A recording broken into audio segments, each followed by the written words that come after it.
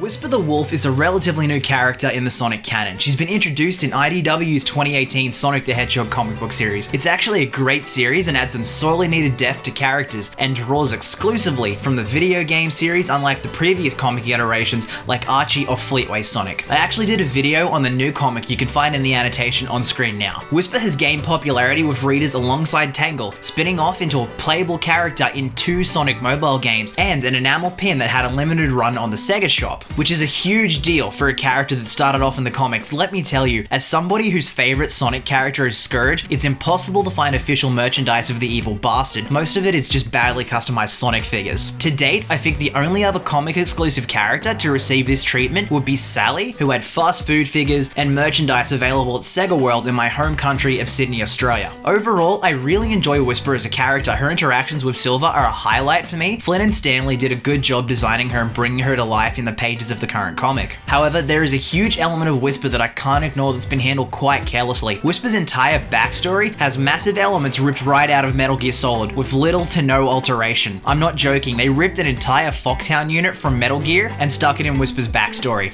Just roll the clip.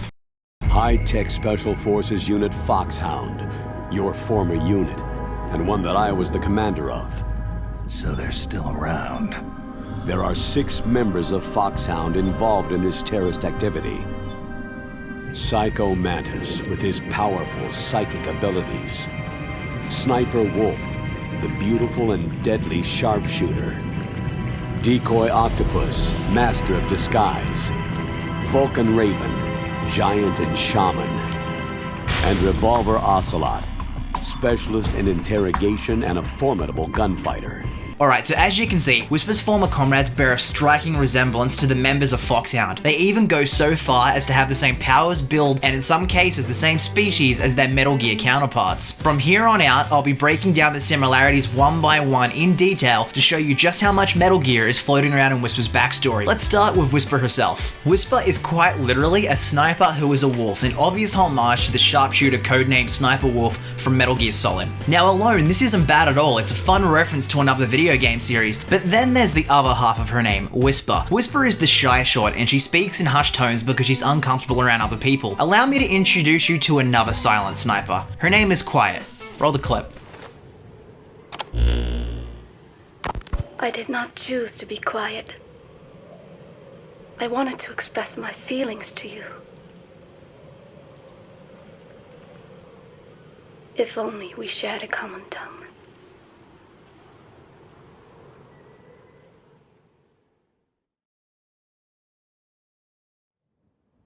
Vengeance was what drove me to them. The only language left to me, revenge.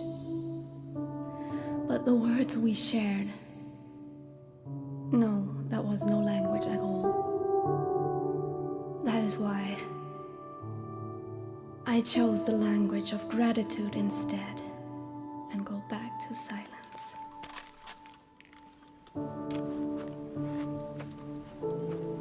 I am quiet. I am the absence of words.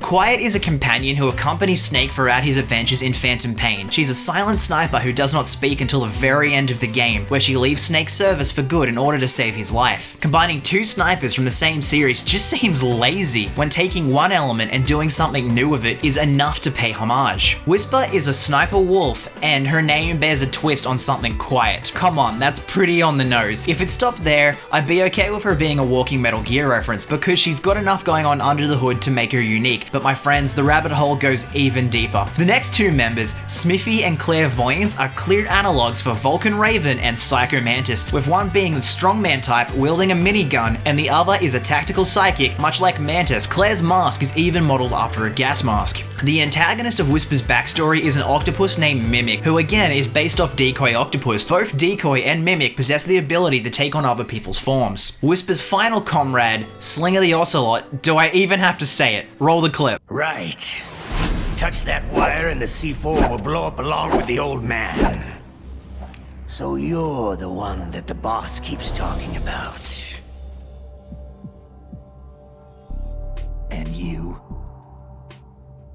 Special Operations FOXHOUND. Revolver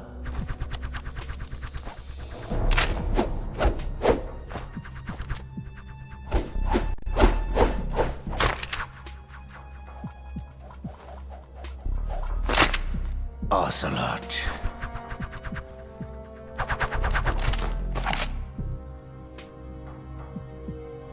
His design is the same as young Ocelot right down to the military beret and scarf. His species and weapon of choice is identical to that of Ocelot. He slings out Ocelot's iconic line, which I'll admit put a smile on my face. That was a clever reference. Enjoy the clip. But that was some fancy shooting. You're pretty good. Pretty good.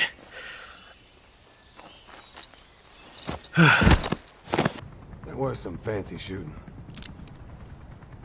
Pretty good.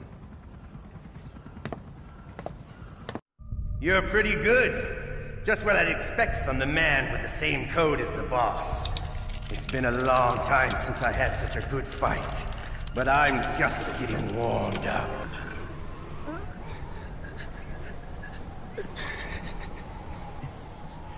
You're pretty good. You're pretty good. Pretty good.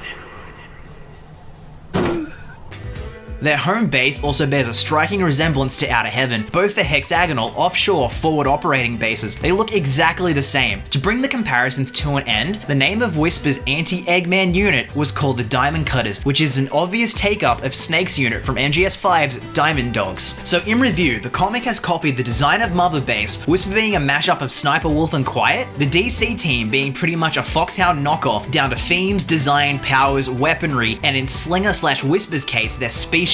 It's like Flynn had her backstory roll around, played Metal Gear Solid 5 that weekend, and was just like, yeah, that'll do. I feel like they could have gotten away with Whisper herself being an MGS callback, but to have most of the elements of her backstory ripped right out of Metal Gear just feels lazy and wrong. I love Metal Gear 2. I have Outer Heaven's logo tattooed on my arm, and I enjoy working elements from stuff I love into my comics, but I don't think it's a good idea to keep drawing from the same source to the point where the line between homage and ripoff is blurred. Mixing the Metal Gear influences with other elements would have given Whisper a stronger story and more iconic imagery. As it stands, Whisper's entire backstory arc is nothing more than Metal Gear furry, and I know the Sonic comic team is capable of much better. Don't take this as disapproval of the writer. I've been a huge fan of Flynn for quite some time. His work on the Archie Sonic series really inspired me to improve as a writer, and one of my favorite comics is the Lockdown arc starring Scourge that he penned. I reached out to Ian on Twitter to pick his brain about my take, and he was kind enough to respond. I can't really say I agree with this outlook because it more or less means you can rip off whatever you like so long as they die by the end of the issue. Dead or not, they will always be the tie that binds Whisper and Mimic together in future conflicts. In comics, continuity echoes throughout the whole thing. To have created a character that has officially debuted in a game is a huge deal for the Sonic series, and I wanted to congratulate Ian and Evan. You've done what we've all dreamed of. Now having appeared in the mobile games,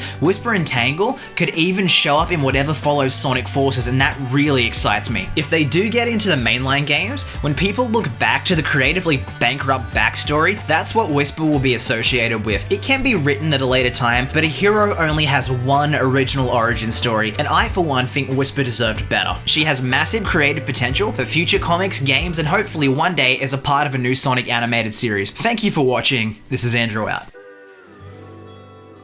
Hey guys, thanks again for watching. So if you actually picked up in this video, I write my own comics and I've got two I want to share with you today. Now here's the beauty, you don't actually have to read anything, they're all fully voiced and dubbed almost like a little cartoon. So the two I want to share with you, the first one is a Zelda comic. It's a tragic tale of what happened to Link after Majora's Mask. He wanders off into the woods and it deals with his new life as an adult. The other one I wanted to share with you is a Devil May Cry comic. It's where Dante and Deadpool team up to open up a bar where superheroes can get a drink while in costume and hilarity ensues. Both of them are fully voiced, please go check them out. And if you want to go check out my own original superhero comic book, Rush, you can actually check it out in the description below. Also, I wanted to thank Katz, the artist of the title card for this video. She's also the lead artist on Rush, and she drew the Zelda comic that I wrote. So basically, great teammate, go check her stuff out. I'll link her DeviantArt below. Thanks again for watching, guys, and I'll see you in the next one.